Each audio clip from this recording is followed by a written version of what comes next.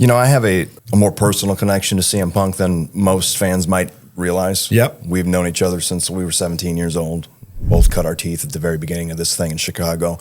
I'm very personally gratified to see him come back after his time away. Yeah. And I was one of the skeptical ones, skeptical. You don't know. People change over time, and friends have falling outs and don't speak for periods of time. And then, they say time heals all wounds. And it seems like in his case specifically, he has changed.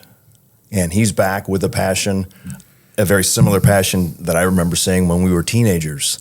And, we're not young anymore. And I think he recognized that. And again, when you come to grips with there's a finality to this whole thing, and you want to do things the right way on the way out, not saying he's on the way out, but metaphorically speaking, it gives you kind of a peace, and it kind of opens you up. And I think he's having more fun now than I've ever seen him have.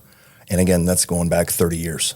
I feel like he has now reckoned with the fact that he came home, which means he knows he left home when he probably shouldn't have. And listen, people do things for different reasons. And hindsight is always 20/20. If you ask him, put a gun to his head, are you happy with the decisions you made? I think ultimately the answer to that question is yes, because that brings you to today and where he's at today. And I think today he's a much more lovable CM Punk than in days past. And I can say that personally speaking.